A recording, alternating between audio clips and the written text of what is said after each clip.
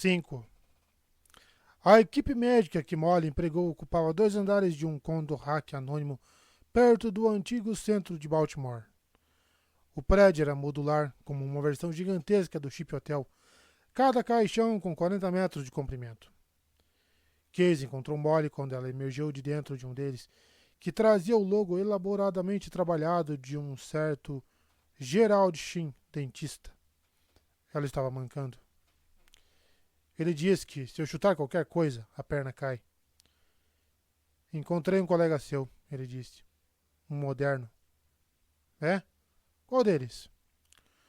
Lupus Yonder Boy. Ele tinha um recado. Entregou a ela um guardanapo de papel com a palavra Wintermute escrita em caneta, com a ponta de feltro vermelha em suas maiúsculas bem feitas e trabalhadas. Ele disse, mas ela levantou a mão e fez o gesto de silêncio. Vai pegar um caranguejo pra gente, ela disse. Depois do almoço em Baltimore, Molly dissecando seu caranguejo com uma facilidade espantosa, pegaram o metrô para Nova York. Casey havia aprendido a não fazer perguntas. Elas só traziam um gesto de silêncio. A perna parecia estar incomodando e ela quase não falava. Uma criança negra magrinha com contas de madeira e resistores antigos trançados nos cabelos abriu a porta do finlandês e os conduziu pelo túnel de refugos. Casey sentiu que o material havia crescido de algum modo durante sua ausência. Ou então, parecia que estava mudando sutilmente, cozinhando sob a pressão do tempo, flocos invisíveis e silenciosos acomodando-se para formar uma massa, uma essência cristalina de tecnologia descartada. Florescendo secretamente nos depósitos de lixo do Sproul. Do outro lado do cobertor do exército, o finlandês esperava na mesa branca. Molly começou a fazer gestos acelerados. Pegou um pedaço de papel, escreveu uma coisa nele e passou para o finlandês. Ele o pegou entre o polegar e o indicador, segurando-o longe do corpo como se pudesse explodir.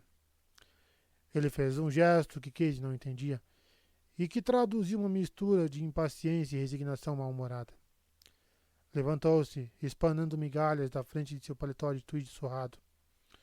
Sobre a mesa, um jarro de vidro de arenque em conserva ao lado de um pacote de bolachas, pão de forma com um plástico rasgado e um cinzeiro de alumínio com pilhas de bitucas de partagas.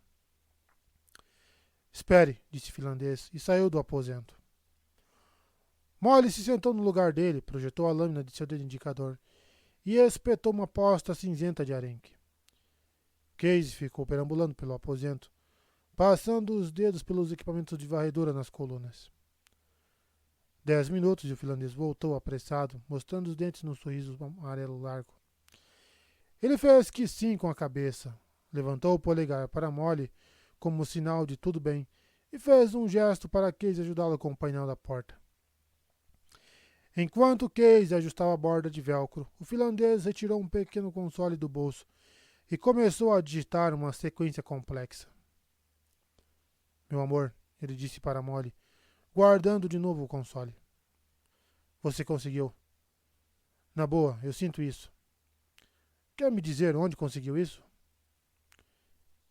Yonder Boy, disse Molly, colocando de lado o arenque e as bolachas. Fiz um acordo com Larry por baixo dos panos. Esperta, disse o finlandês. É uma IA. Diminua um pouco a marcha, disse Casey. Berna, disse o finlandês, ignorando-o. Berna. Ela conseguiu cidadania suíça limitada sob o equivalente deles do ato de 53, construída para a Tessier Ashpol S.A. Eles possuem o mainframe e o software original. E o que é que tem em Berna? Casey se meteu deliberadamente no meio dos dois. O Intermute é o código de reconhecimento de uma IA. Eu tenho os números de registro de Turing, inteligência artificial. Está tudo muito bom, disse Molly. Mas aonde isso nos leva? Se o Yonder Boy estiver certo, disse o finlandês, esta IA é quem está bancando o Armitage. Eu paguei ao Larry para que os modernos investiguem um pouco o Armitage.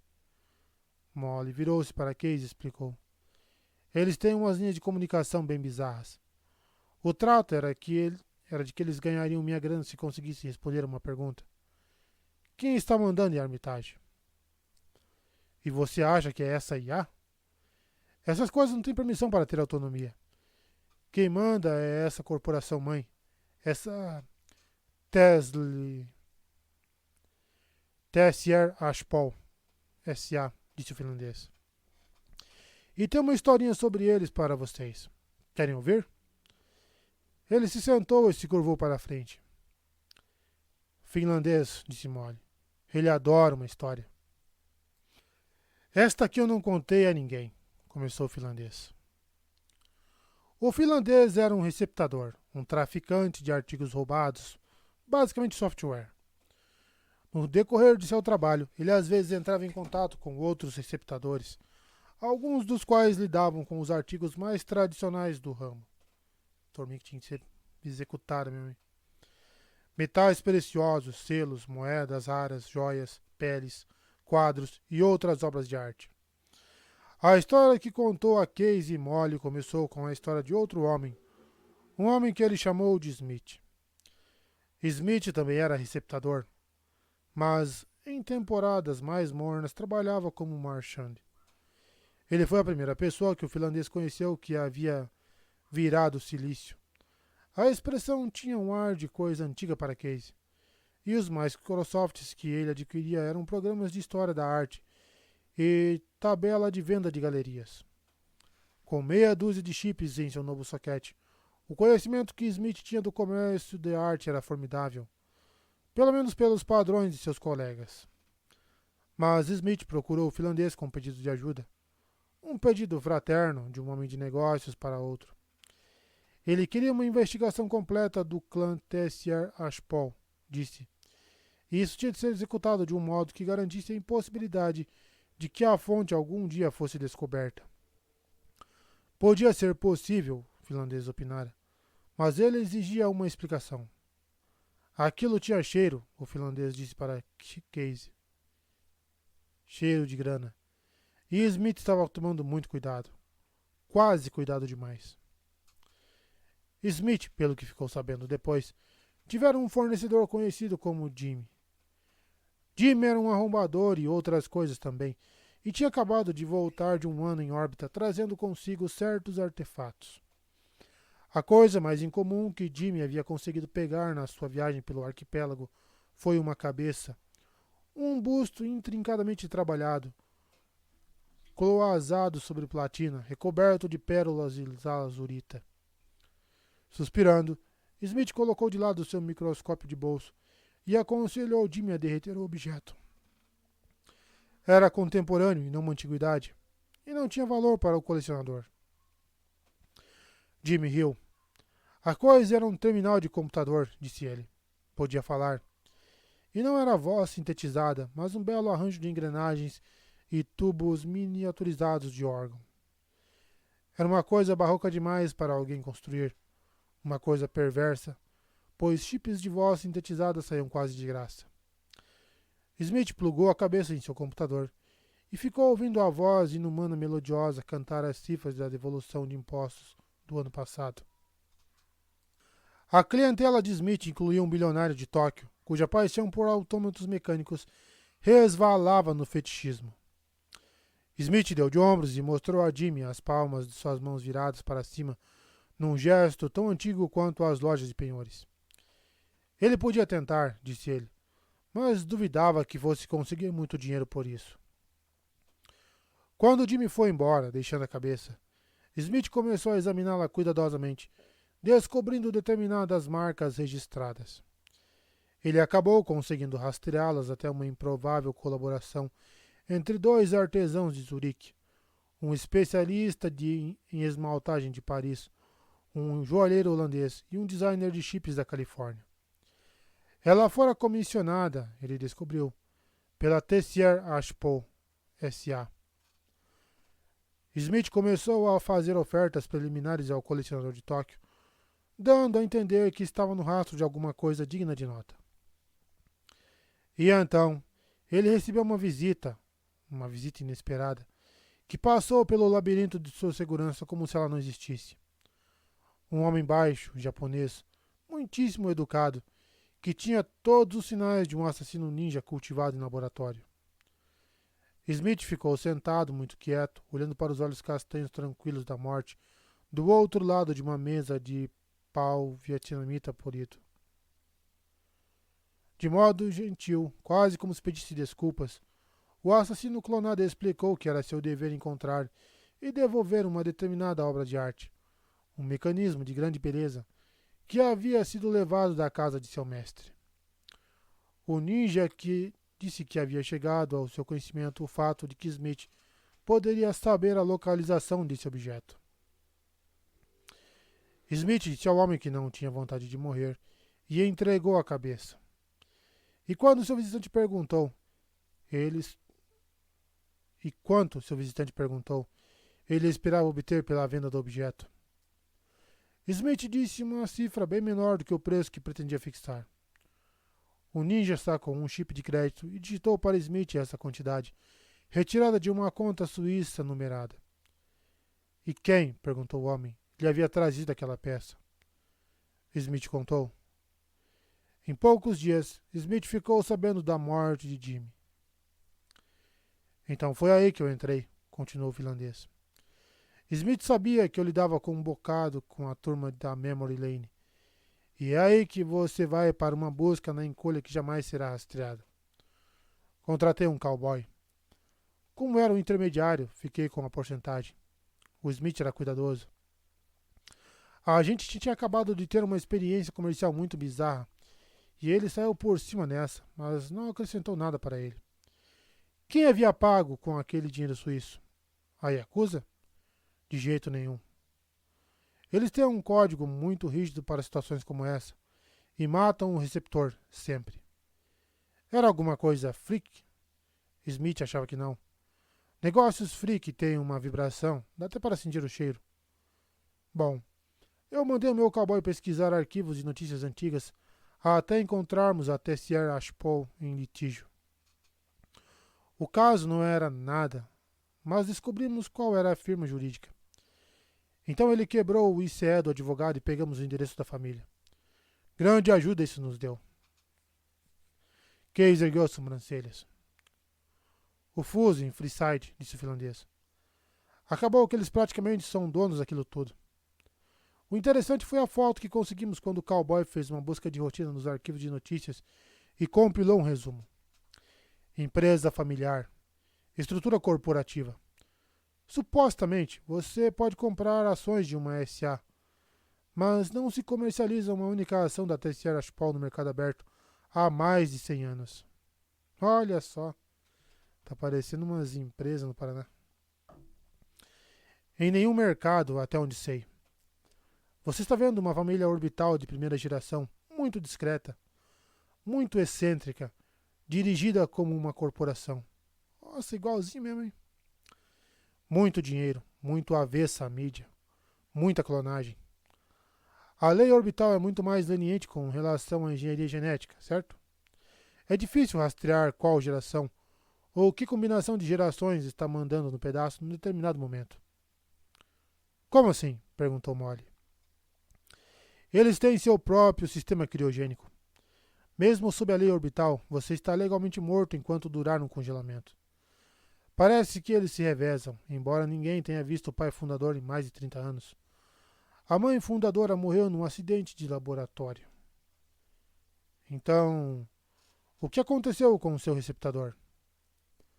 Nada, o finlandês franziu a testa. Abriu mão disso. Demos uma olhada no emaranhado fantástico de poderes jurídicos que os... Qual que é o nome desse negócio mesmo? Que os Tessier Ashpol têm, e foi isso. Jimmy deve ter entrado na Straylight, roubado a cabeça, e até Tessier Ashpol mandou seu ninja atrás dela. Smith decidiu esquecer. Talvez tenha sido inteligente. Ele olhou para Molly.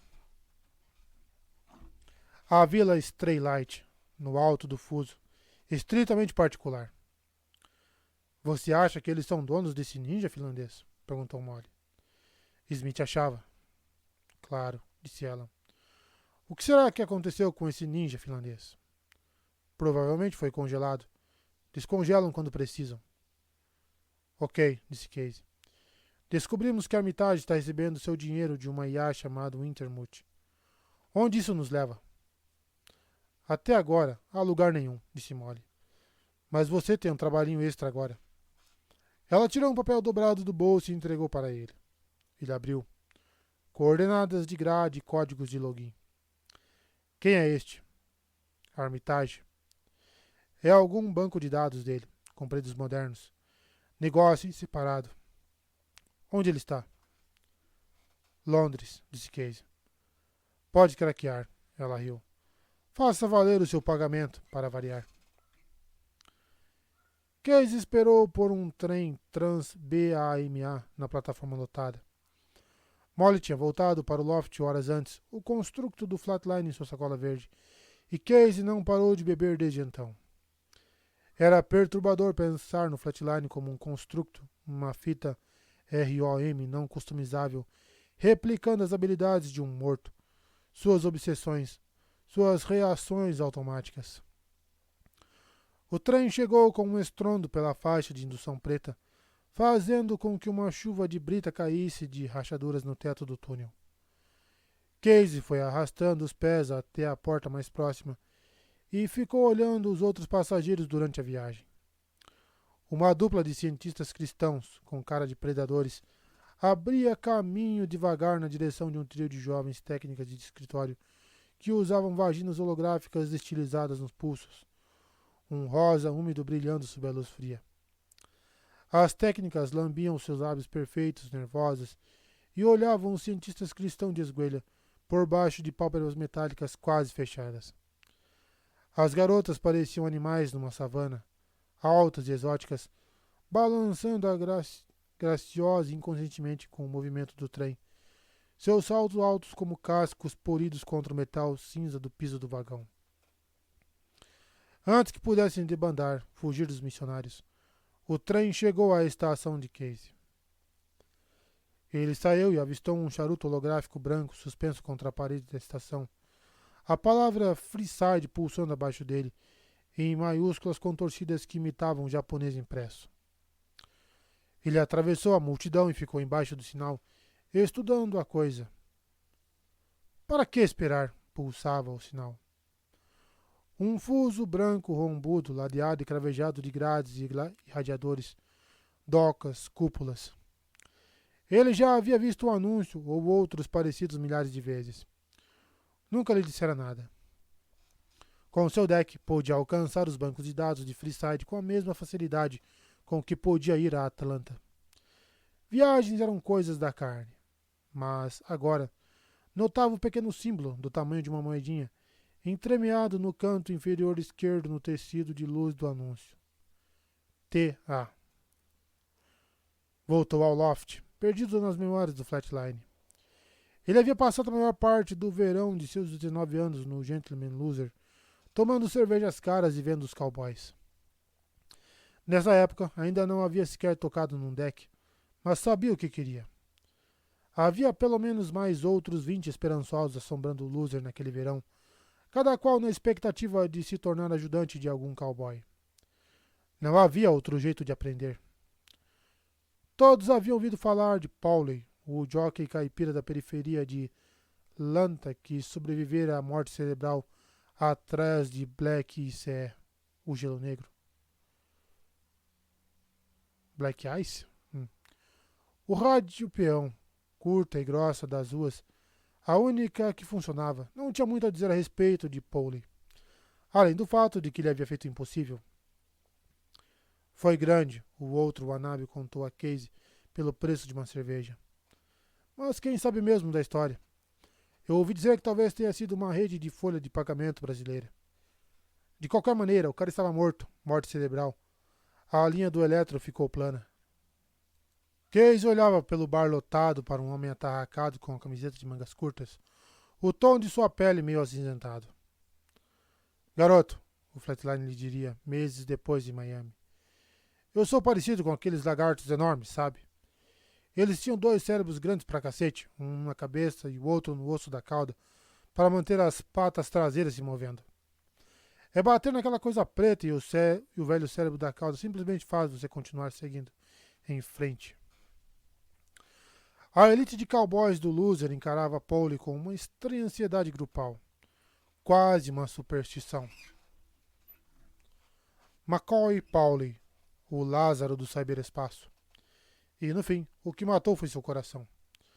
Seu coração russo usado, implantado num campo de prisioneiros durante a guerra.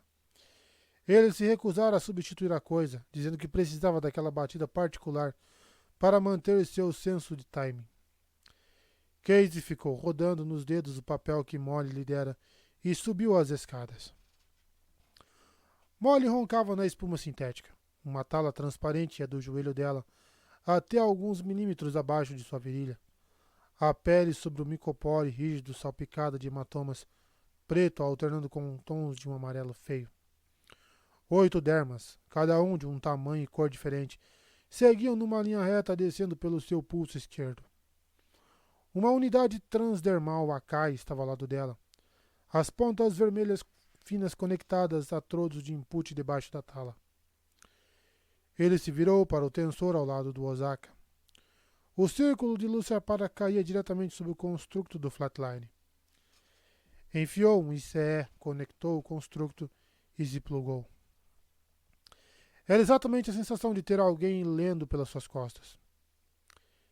Ele tossiu. Dix. McCoy. É você, cara? Sua garganta estava apertada. Ei, bro, disse uma voz em direção. É o Casey, cara. Lembra de mim? Miami, ajudante, aprende rápido. Qual foi a última coisa de que você se lembra antes de eu falar com você, Dix? Nada. Espera um pouco. Ele desconectou o construto. A presença desapareceu. Ele tornou a conectá-lo. Dix. Quem sou eu? Você me pegou, Jack. Quem é você, porra?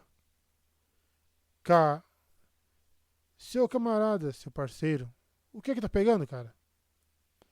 Boa pergunta. Lembra de ter estado aqui há um segundo? Não. Sabe como funciona uma matriz de personalidade ROM? Claro, bro. É um construto de firmware imutável que conecto no banco que estou usando e consigo obter memória sequencial em tempo real? Acho que sim, respondeu o construto. Ok, Dix. Você é um construto de ROM. Entendeu? Se você está dizendo, disse o construto. Você, quem é? Casey. Miami, disse a voz. Ajudante, aprende rápido. Isso. E para começar, Dix, você e eu, nós vamos pular para a grade de Londres e acessar alguns dados. Topa? Você está me dizendo que tenho escolha, garoto?